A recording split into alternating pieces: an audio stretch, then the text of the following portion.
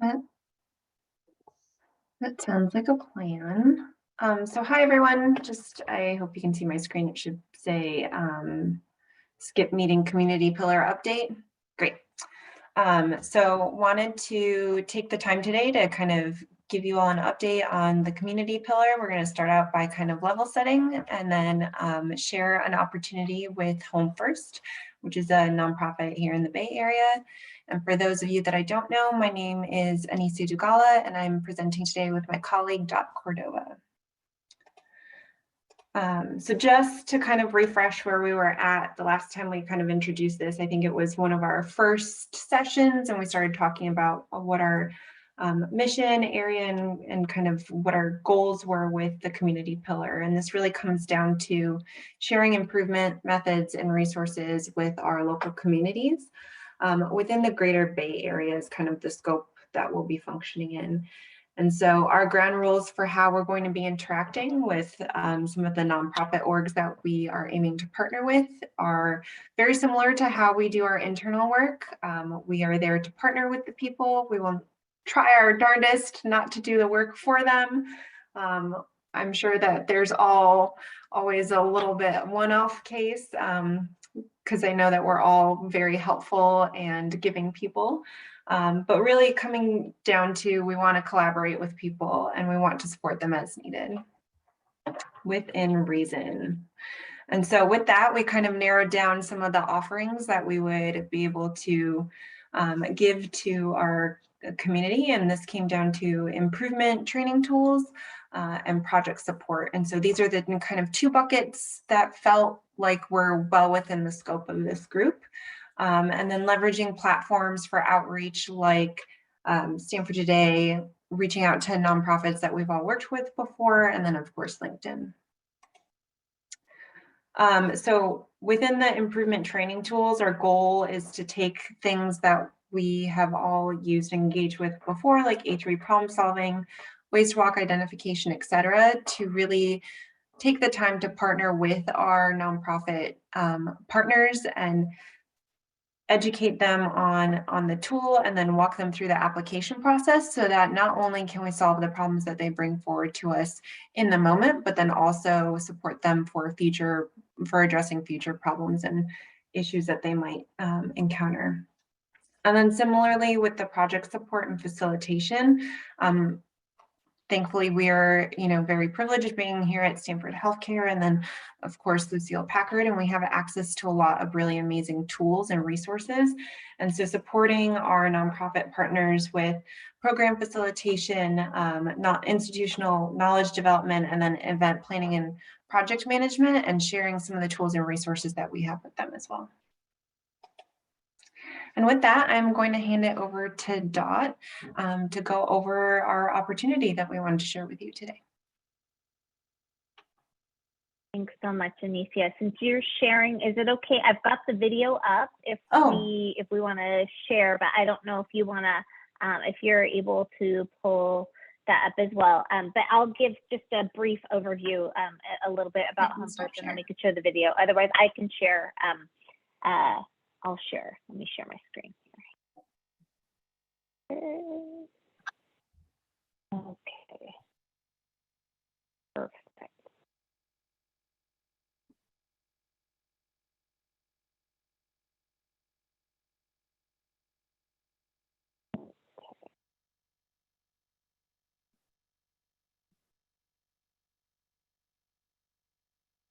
See, everybody can see my screen. Okay, so here's a slide with just some high-level information about Home First. So it's an organization that's focused on ending homelessness. And as you know, anybody living in the Bay right now, this is huge for our community.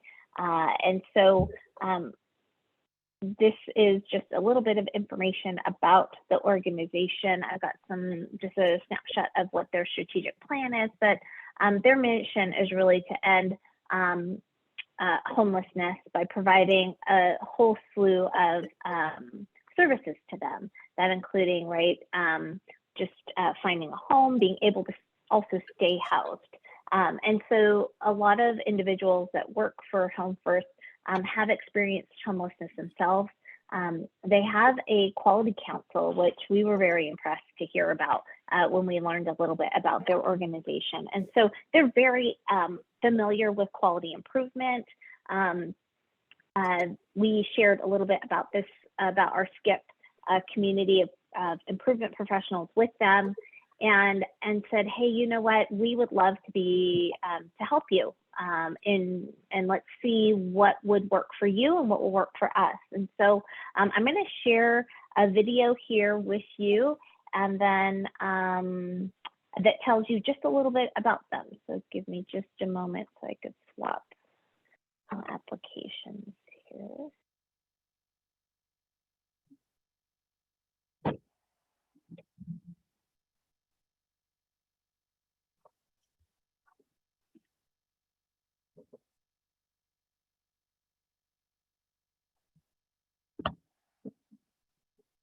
Sorry, thanks everybody for being patient. I have a little bit different setup now at home, and I've been trying to play with it a little bit, and I'm still in the process of doing that.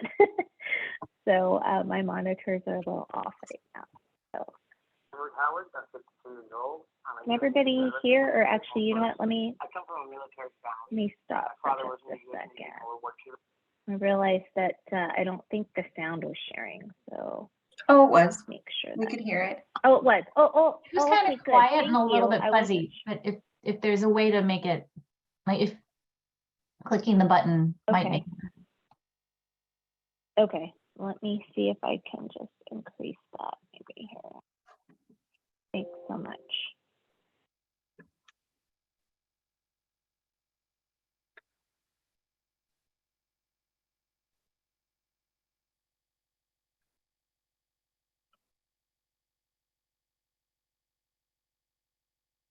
I'm 52 years old. I'm a U.S. Navy veteran. I'm working here at Home First. I come from a military family. My father was in the U.S. Navy in World War II. He gave me inspiration to join the military. My brother is also in the Air Force, and so is my sister. I grew up in the Philippines. I was a naturalized U.S. citizen with a military family, basically, off base. And when I turned 17, I graduated high school. I came over here and finished my high school at Bellarmine. I was a tech support manager for a company called Tangent Computer in Burlingame, and I was worldwide tech support manager of 200 technicians worldwide. The layoffs came after the jobs got outsourced to the other places, and everything started spiraling from there. It's pretty daunting what homeless people go through, and I know that firsthand. One thing I remember vividly was I ended up in a tent with some friends. So that night, I had a glass of water, and I fell asleep in a sleeping bag. I woke up the next day, and the glass of water was a block of ice. It was that cold. And that's when I said, you know, this is not where I want to be. When you look homeless, you got a backpack on you, people tend to just basically write you off. From the time you wake up in the morning without a plan or without a direction where you want to be or want to go, without options, the stigma is really the biggest obstacle. So I needed somebody to give me a chance, basically, and this place offered me that chance. Dottie was like a mom to me. She was needing a lead for janitorial, and I said, you know, I can do that. So I walked up to her and said, Miss Dottie, I'm your man. She goes, really? Why do you say that? I go, because I can run that show, I can run that program, and I can run the laundry, and you'll have clean blankets every day. And she goes, okay, kiddo, let's see what you got. So she gave me a chance.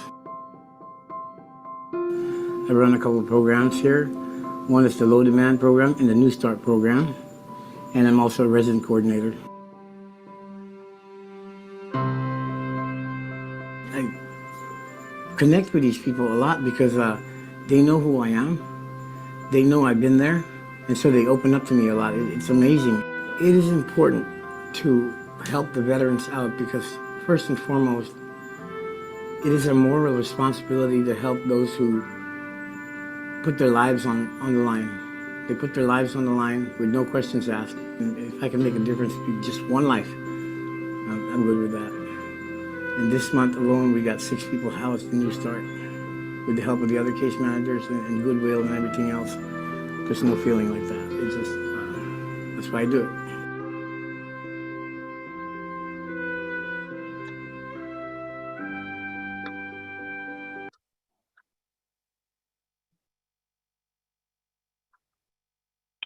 All right, so so that's a little bit about Home First. It just warms my heart to see the work that they're doing, and to see how, just that idea of stigma and how the work that they're doing is helping with that and providing opportunities is fantastic. So with that, we are now, let me share my screen again with some things that we're going to talk about now. So we met with Home First, and we discussed some projects that they potentially have and need some support with. And so what I'd like to do now is share those with you, and then we're going to, I'll share kind of some ideas about breakouts. We're going to go ahead and share some of the want to be able to allow this group to think through maybe these projects, think about how we could support them, and then we'll do a vote at the end to share, and then we'll kind of share the results of that poll. And then hopefully we'll come out with one of these projects that we'll be able to go back to Home First with and say, yes, this is one that we are, Stanford, our SCIP program is interested in supporting, and we'll get volunteers. So right now, so far, Anicia and I have been kind of the two individuals sort of connecting with folks. We started with Boys and Girls Club, and while we provided them with some tools, unfortunately, we weren't able to get feedback as to how helpful those were. And so we're hoping that this is, we learned from that, definitely test to change, and we're trying things out. And so hopefully this next effort will be more promising for all involved. And so please, let's look through these options together. And then as we break out, really want to be able to get your input on how we would go about problem solving, and your thoughts on which one we would like to move forward with. So kind of taking into account the just what we're hoping to be able to do with this work, right? We want to be able to teach them how to fish. So some of the things that they're looking for, they do need support with, as far as implementation, but we can at least also provide some of that upfront support with them just to get started. So I think what we had said is that at most we would support them with a project for up to 3 months, just so everybody kind of has also a gauge of what we're talking about as far as time frame. So a lot of the items that you'll see here are somewhat HR in focus. So they're looking at support with performance evaluations. They have about 350 employees, and they don't necessarily have a system-wide process for performance evaluations. So they're looking for support with figuring out a process and perhaps a tool to support that process. They would offer a partner to support this effort. And then they also want to be able to kind of grow their team, develop their team. So part of this, internal communication. So they've gotten feedback that the way that they communicate internally with each other is suboptimal. And so they have identified that they don't have an internet in place, but internet, depending on the, their communications, may or may not be the most effective way to communicate. And so I think they would like to, again, understand, develop a plan on how to figure out what the problem is, and what tools might be appropriate. And so this project here would involve their leadership team, who we've been communicating with initially. And then third project is recruitment and onboarding. Again, they don't really have a process in place for this as far as recruitment. They do see some variability when they are evaluating candidates. And so they'd like to be able to identify best practices, again, kind of a way to how can we support their development of their HR team. And then growth and retention. So mentioned before the staff, right? They do have a number of staff that have experienced homelessness themselves. So they want to be able to support that community. They appreciate and value the offering that those staff members who've had firsthand experience with homelessness, how valuable that input can be and their perspective. And so they want to be able to support their staff that both staff that have experienced homelessness and those that haven't. But they'd like to learn best practices. I think kind of for all of, I would say for items 1, 3, and 4, really learning best practices and potentially looking at, where can we learn from other organizations similar to theirs, other nonprofits and so forth. Any questions regarding the projects themselves?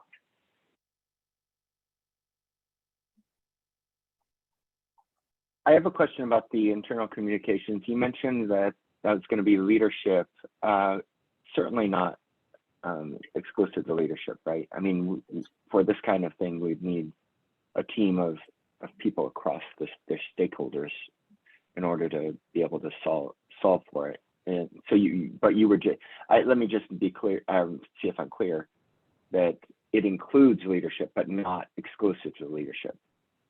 So that is a good question. I think at this point, we just had said, do you have somebody identified that could support each of these projects today? And they said, for now, it would likely be the two folks on the leadership team that we've met with so far.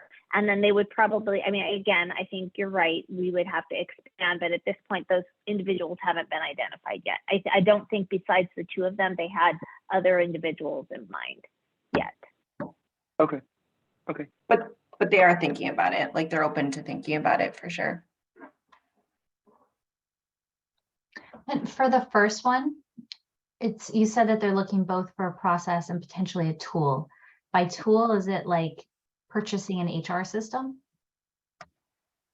Like, is that where their heads are going? It could be I guess, right. I think the evaluation process maybe hasn't even been done yet to figure out what exactly they might need. It'd be, I would say, right, we'd have to see just what's current state, what do you have today, which it wasn't really, again, it wasn't really clear. That would be something that we'd have to partner with their group on to see what is it you have today, what do you, and then maybe from there, we could figure out what would maybe make sense. But I think at this point, I don't think they've had, if you can think about it, right, they've got a few things there. They do have an HR group, but I think the impression that I got is they're still relatively new in that, in setting that up. And so I think what they're looking for is some expertise, some best practices, and figure out, what would make sense. And so I believe there's somebody on our SCIP team who has some HR expertise from former life. But if anybody does have expertise in these areas, that would be something to think about.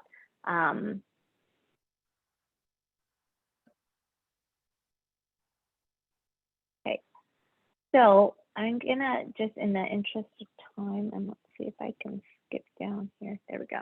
Okay, so what we're gonna do now is we're gonna break out into groups, and I don't think we're gonna break out into 4 teams now, just given that we have a smaller group of individuals. But I think what we're gonna try to do now is, I think, well, actually, Selena, can we still break out? I apologize, because I think we want to be able to kind of look at each of the 4 projects and then be able to get a sense of how we would go about the kind of your problem solving approach for each of the projects, and then be able to bring back those thoughts and then vote on which one.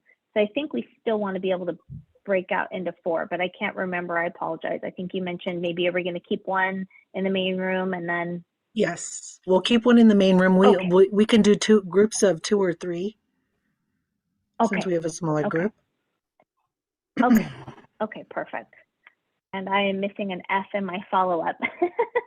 We're going to have a follow-up discussion with Home First after we get this input. But I think right now we'll put a mural link into the chat, which will take you to a homepage that shows us, Yeah, it basically has all the different 4 projects that we just talked about, a summary of each one at the top. So you see all the information that was on the slide in the mural, and then just outlining your problem solving approach, any other considerations, and then we'll come back and we'll ask people to share, and then we'll do a vote.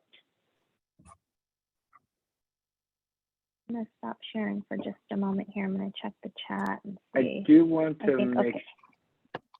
I want to make Go sure that everyone does, don't forget the networking or the icebreaker piece of this when we break out. What we really like to do is get to know each other. So spend a little bit of time getting to know each other and before you jump into the actual exercise.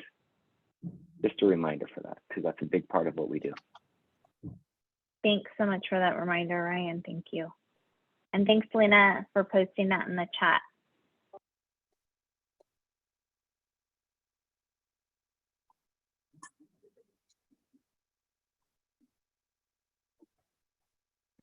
Okay, I'll release everyone to their groups now. We'll be in there for 20 minutes. Good. Thank you so much, Lena.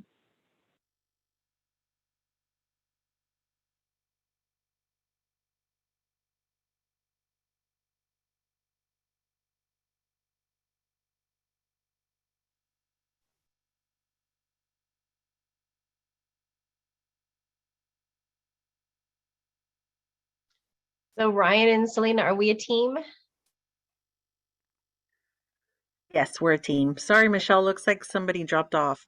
That's okay. You could be in our team. Okay. Oh, good. Yeah. All right. All So which right. one are we doing? I guess we have to talk first, right? We have to talk first. No, it's Yeah, okay. I there like is that. I like that. So Does I'll go everyone ahead and know go each other? first. I know everyone. I Yeah. don't know Yeah, go Michelle, ahead. so I know Selena and Ryan, but Michelle, your Yes. picture looks familiar. I don't know that we've met before though. So I think you're right. okay, so I'm Sherry. I'm with the improvement team on the children's side. I oversee our capability development portfolio of work. So we're a lean management system. You might or might not heard of PQMS. So I kind of oversee some of the education and training for our management system, and do a lot of work trying to connect what we do to our broader like HR system as well, on Okay, our cool. lean improvement transformation. That seems like it will be helpful for this. I am Michelle Artiaga. I work on the School of Medicine side for anesthesia, but we also mainly on the adult hospital side, but we also have a pediatric anesthesia division that we get a lot of great advice from, and their program is, I'd say, better established than the adult side. So they are our great example. And I also work in global health. So this is actually really special for me to be doing some community engagement, and kind of reminds me of one of the projects we're working on, Ryan, in Vietnam, to kind of, learn a different system and kind of the other cultural aspects and other needs. Yeah, and basically surgery and anesthesia can be very dangerous in low and middle income countries. So we do a lot of educational capacity building in different countries for that reason. Great. I'm going to ask another question in a second, but let's have Selena introduce herself first. I've met everybody, but I'm Selena Meza. I work for Stanford Medicine Center for Improvement, as well as the improvement team at Stanford Healthcare. And I'm just going to add one thing, that Michelle is in one of the groups that I support, and we've had a great time incorporating the improvement methods within anesthesiology. She's doing a great job leading that effort. And one of the things that they're doing that's really creative is they've got this Quality Scholars program where they're having some of their physicians go through a short course on improvement and leading a small project. And yes, one of those projects is working with the hospital, or actually trying to spread a project that we started here at Stanford to a hospital in Vietnam, which is pretty exciting. Wow, that is exciting. I want to ask a quick question. what is your favorite? Today is the start of fall, right? So what's your favorite part of fall? I'll start. So because let you think about it. My favorite part of fall is, oh gosh, there's so many things, but I like the sports.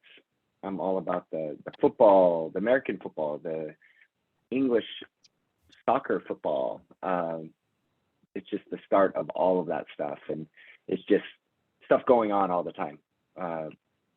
My kid has flag football, so I get to watch him. So anyway, I love the sports aspect and the change of the seasons, how it's starting to get cooler. Those are my favorite things. Yes. I'll go next, Ryan. I love it's not my favorite season, but I love that all the seasons have something like very special about them. So I love like Halloween's coming up. I love that then kicks into Thanksgiving. I love the celebrations and seeing friends and family. And I love the idea of Apple Hill out there in Placerville. If you guys have ever driven out there, I have not made it out. I've been trying to convince my boyfriend that the 3-hour drive with him and his 10-year-old is worth it. But I hope to make it to Apple Hill this season. I love that. I love being out there, awesome. up there in Placerville. Apple Hill is worth it for sure. Yeah, it's great. Yeah. A lot of No, fun. I'll have to check it out. I can go next.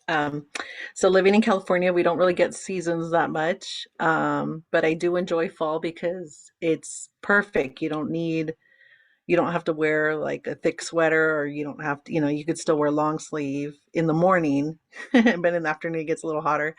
I just love pumpkin spice. So I get really excited going to Trader Joe's and like looking at all the pumpkin spice stuff. Oh, I yes. don't buy it all because my kids don't like it and I don't want to eat it all myself, but I just enjoy like, going to the store and saying, "Oh, pumpkin spice this." And it's just funny how marketing everything and how they, anything they can put pumpkin spice in, they do. And it's just fun to see.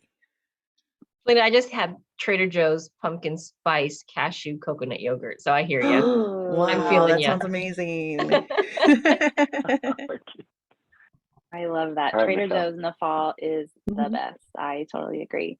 I have a very fluffy dog, so I'm very excited when it's fall and we can do more walks and hikes, because we kind of have to stay inside all day and do like nighttime walks and stuff like that.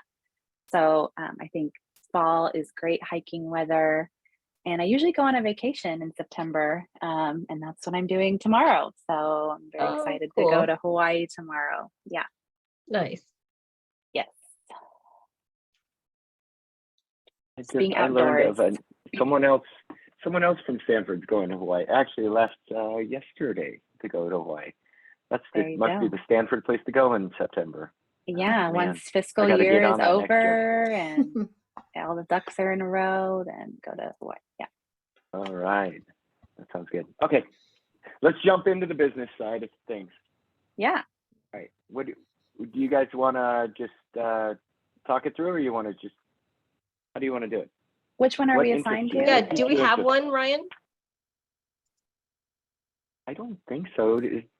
Selena, what's the Because process if we're not with this? It if looks we're like not assigned, then we won't end up doing all of them, right? We're supposed to come up with a plan. So it looks like 2 and 3 are already jumped on. Maybe we're 4.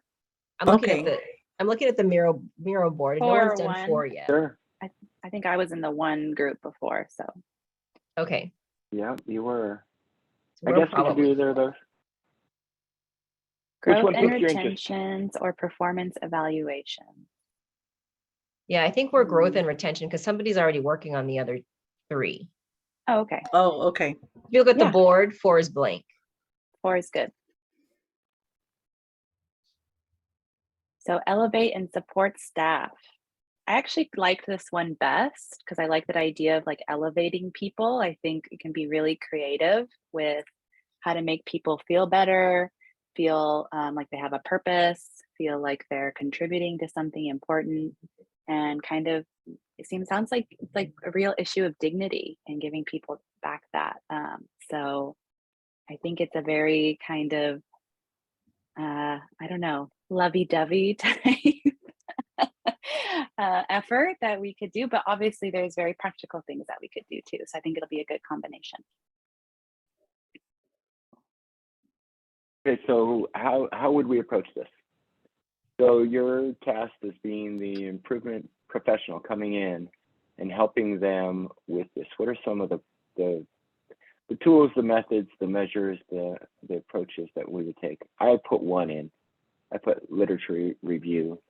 I've got some other ideas, but I don't want to dominate. So Yeah, what are some of your thoughts with this? and Ryan, just a little bit of like where my brain went when we did this. We have a 3-month timeline to get this done, right? So my brain quickly went to SWOT. What would be the strength, weakness, opportunity, threat of trying to, help them progress along the lines of, improving their growth and retention. I think some of the strengths, like to Michelle's point, I think it's a very noble cause to be supporting. For me, the weakness, when I looked at, what it is that they were wanting, I like the elevating supporting staff members. But then when I look at the piece around, what was it? It's really consider learning from other organizations with similar needs. It sounds more like project management than improvement work to me. So, how can we make this more of an improvement project than us just going in to tell a bunch of people how to do the work? So I think that there's a huge, from an improvement perspective, I think we want to make sure that we can do a bit of a voice of customer or focus group to see like what the gaps are. So to do a bit of a gap analysis to see what they want us to do, as opposed to coming in and just laying something. No one likes to be improved to, right? So how do we improve with them and not improve at them would be my, my focus if we were to go about addressing their growth and retention. Yes, I think that's a great point. And from a tools perspective, like, is there some high level process map of what growth and retention currently looks like? So it'd be nice to use that as, as we're doing some of the information.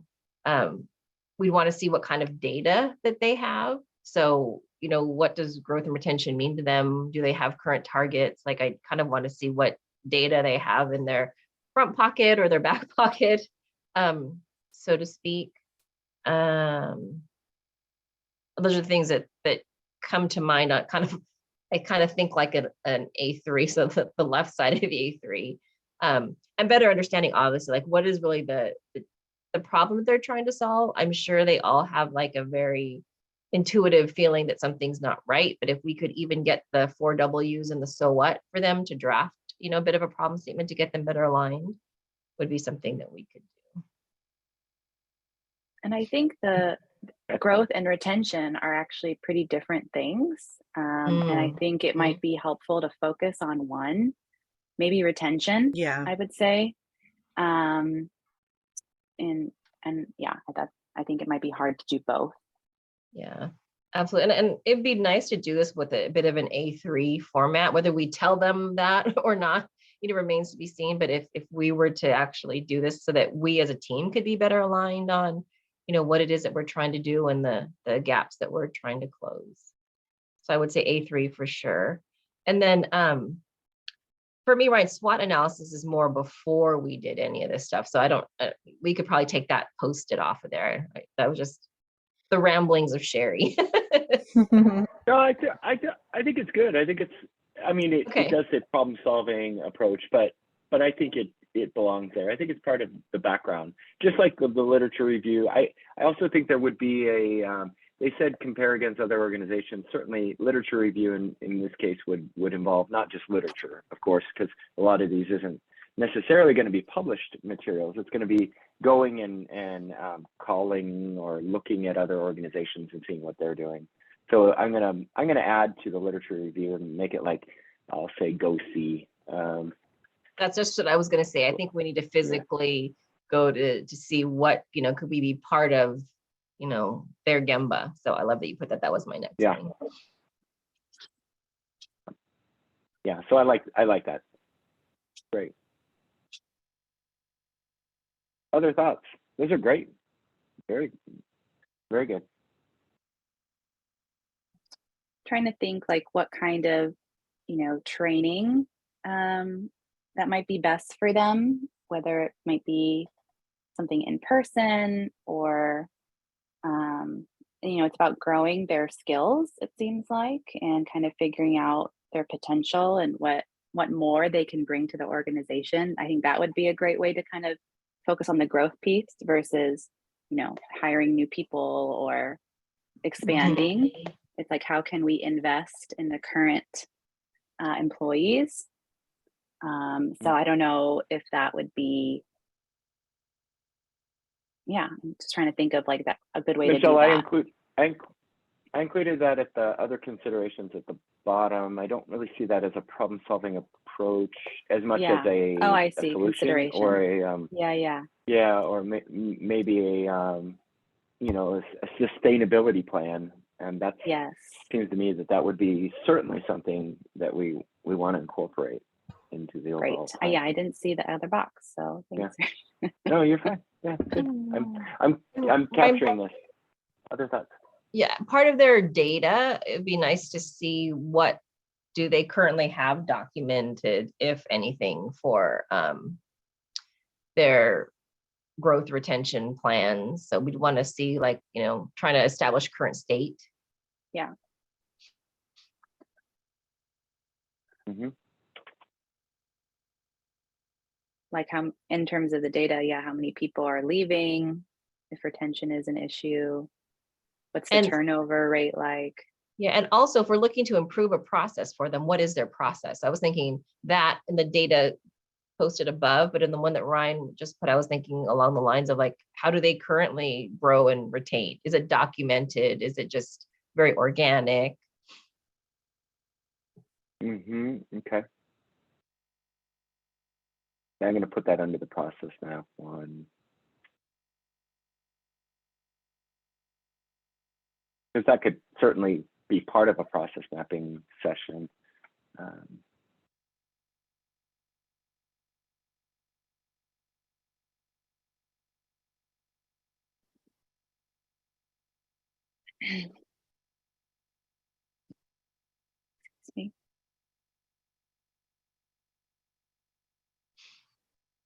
I have questions, but I don't know where to put it, if it's under consideration or problem solving. Like, yeah, what kind of you just talk. I'll okay, I'll wherever. just talk. Yeah. Like, what is their application process? Like, what are the qualifications that they're looking for for employees? Yeah, do they have job descriptions for Yeah, everybody in their roles, exactly. expectations? Yeah, that's certainly understanding the current state for sure.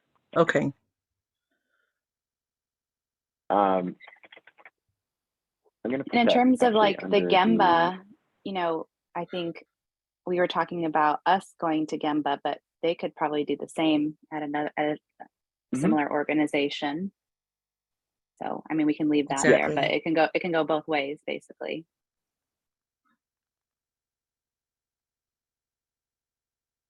Absolutely, yeah. These are good. So I put that yours, Selena, under the process mapping, because I think Perfect. that would be something we'd want to ask about. Exactly. As we did that. They're excellent.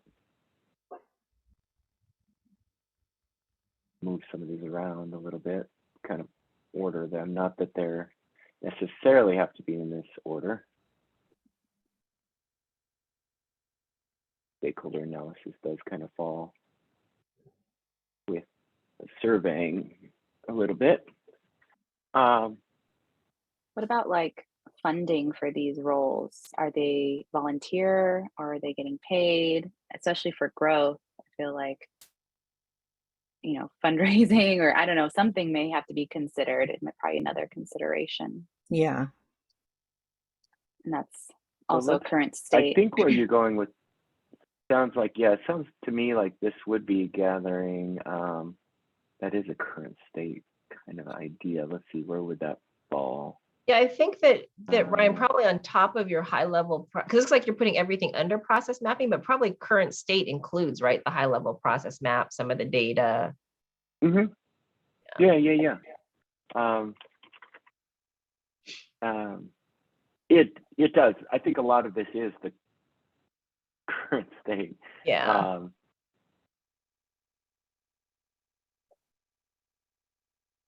Because I think what we're all getting at, and I think you're absolutely correct, is we don't really know. We need to understand the current state before we can really make recommendations. And so the very first step would be to assess our current state. And that's, I mean, because you really won't know what direction we need to go in terms of other problem solving approaches until we really understand what we're working with. Yeah, and I think going with that using A3 is a really clear and, you know, leading problem statement. So I don't know how And that's detailed you want to a be. training tool too. Yeah, I'm gonna do slash.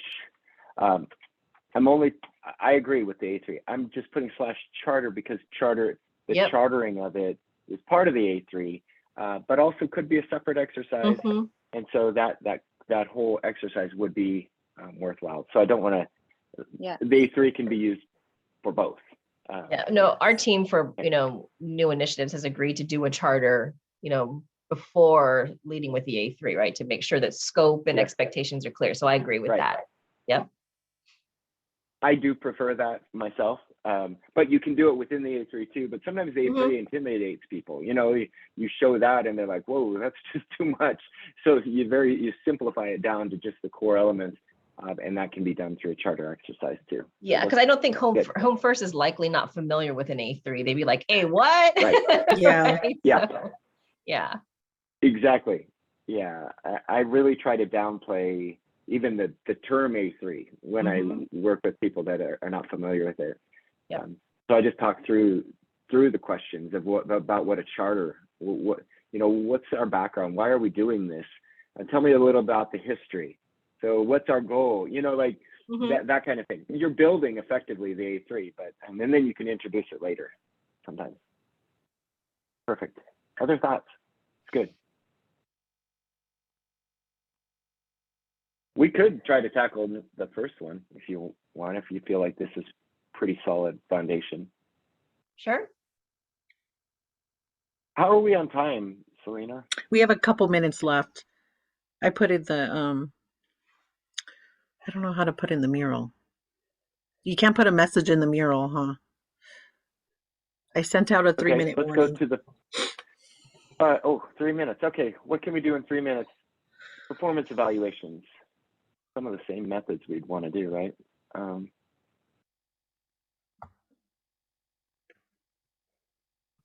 We certainly would want to do Yeah. A lot I think of the the same structure is the same. I'm going to say SWOT. We've got SWOT. You've still got Go See, Gamba. I don't know how much there would be, and that would include the process, but also other tools, because we're talking about tools here too.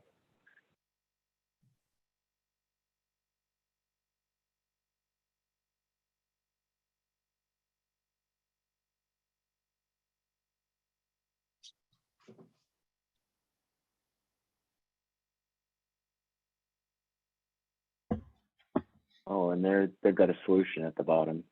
Could start with a simple word-based template, test cheaply. Yeah, certainly.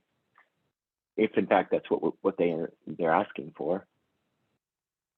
might be paper if they don't have internet. Right. Yeah, right. Yeah, for sure. But even before that, we'd want to know what they need. You know, what are the core components of what they need to be able to build that? So we'd have to step way back. You know, what's the whole point of this? What are they going to be using these evaluations for? Is it just check the box exercise for compliance, or is it truly they're wanting to understand, which could tie into that retention, you know, the retention and growth that we're just talking about. They really have a lot of crossover. Yeah. Because you would need the job descriptions, performance evaluations would definitely be a way to support and elevate people who are doing a good job. I'm going to suggest that they might consider combining. Yeah. I think this could be a driver toward overall retention, or even one of the measures for the overall retention and growth strategy. Well, it looks like people are coming back. I'm going to close the groups.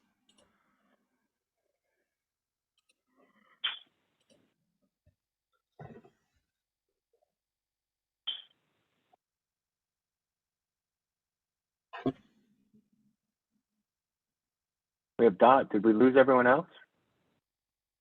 Well, I know that Micah said he might have to jump off for another call, but I got his vote. Okay. So, there's more coming. Yeah, Amin's coming back. I think we're all back now. Is coming back. Oh, okay, cool.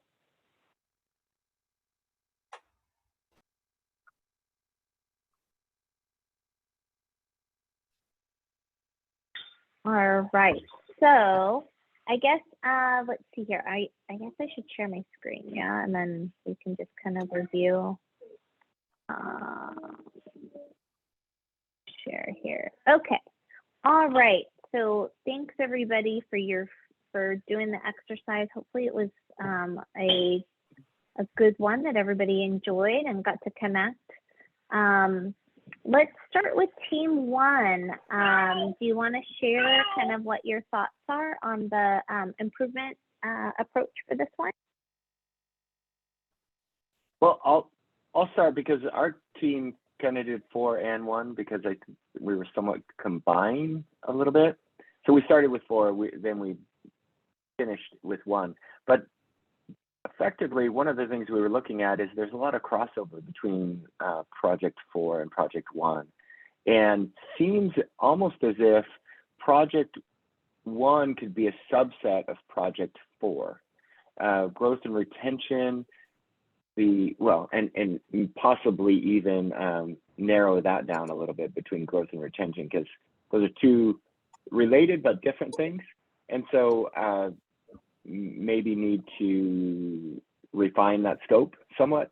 But the performance evaluations seem like one of the things we were wondering is what are they doing it for? Is it for compliance, checking the box for something, or is it truly to understand, to learn from, so that they can focus on growth and retention? So is it a driver to understand so that we can have a measure for a measurement tool for growth and retention? So there's a number of questions there, and based on the answers to those, possibly we would recommend that being a driver or a subset of our the 4th one, the growth and retention. Great. No, that actually makes sense. Thank you for sharing that. Okay. So I was with Micah on the team 2, or the second project, internal communications. And so what we talked about was, understanding current state. I think the Home First had mentioned that, they don't have an internet, but internet may or may not be the most appropriate mechanism to communicate. So we thought just understanding that, being able to do a survey to understand, where they feel would be most appropriate, kind of seeing just even the results of, they know that they've got dissatisfaction with what they have today, but not sure how they came about that. So just, again, having a better idea of that, understanding the pain points, understanding if they're having to communicate across multiple locations. And we felt that this is a pretty tangible project. So this would happen kind of immediately. Like you would be able to have some input right away as far as improvement. So this was, I think that's kind of what we came up with, but a lot of this could be interesting as well. All right. And who had the 3rd project, recruitment and onboarding? Anisha, do you want me to go ahead and talk? Yeah, that would be great. Hi guys. So we had recruitment and onboarding. First of all, speaking of recruitment and onboarding, Dot recruited me, and I'm so grateful, Dot, for you doing that. So you're awesome, and I can't speak enough about how good you are. So recruitment and onboarding. Anisha and I saw this as a like a body that has several organs. So you have the recruitment and onboarding piece, but then that closely ties directly into some sort of an internal communication, which what Team 2 did, and then Team 4 does the growth and retention rate. And then all of that is tied into Team 1 that does some sort of a performance evaluation at the end of the year, one-on-one with the superior. So I guess we had the recruitment and onboarding piece, which is the beginning of this whole phase. And there's lots of things to measure. You know, we put in, skill set assessments, what is the retention rate? What kind of a job requirements do we need to ask from our candidates? What is our budget? Is this going to be an in-person interview or in-person, hi, come in, what can I do for you, versus an online kind of LinkedIn or Indeed, or how is this going to work? Like the guy in the video said, I went straight to the person and said, I want to be your next janitor, and I was hired. So is this going to be, are we going to hire like that, or are we going to hire through LinkedIn, let's say? So those things can all be measured. The requisition, turnaround times, all of that is important. But at the same time, there's also an onboarding piece. So yes, you do recruit, but how do you onboard? How many channels of operation do you have based on how you assess those skills? If somebody's good in finance, are you going to put them in finance? If somebody else is good at being a security guard, are you going to put them in there, or is everybody in the same bucket? So there's lots of other considerations to write down. And I think one thing that I jotted down is what is HR's role in the overall picture in a program like that? Is HR's role only to recruit and onboard, or does HR need to eventually build strong relationships and partnerships with the Team 1s and the Team 3s and the Team 4s to have the overall effect of growth and development? So that's what we came up with, and I hope it helps kind of understand it. Great, thank you. So in the interest of time, I know we've only got about 3 minutes left. And so I think maybe we should do the vote to see which of these we would like to kind of move forward with, realizing just as we got the feedback, there's some overlap. And so perhaps, we might touch on some of the other projects as part of one. So please provide your vote in here, and then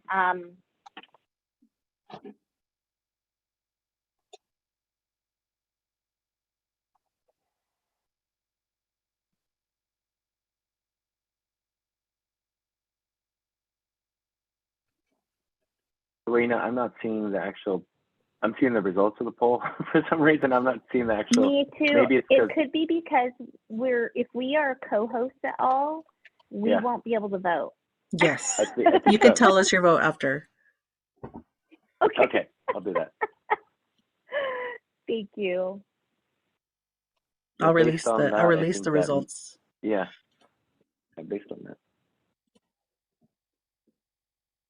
All right. Okay. So we've got growth and retention. I know that Micah had voted for communications, but we didn't have anybody else vote for those. So I would say at this point, I know we've got a small group, but growth and retention seems to be the one. So I was going to vote for. Unless, I was going to what were vote you for gonna vote for? communication as well, because I think it's a pretty Oh, you simple, fast one that we could do.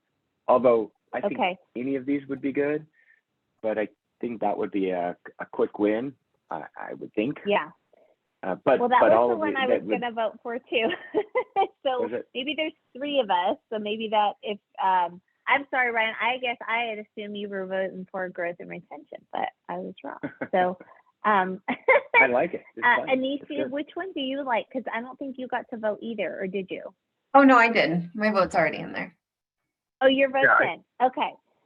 Okay. So I would say then, And Selena, did you get to vote?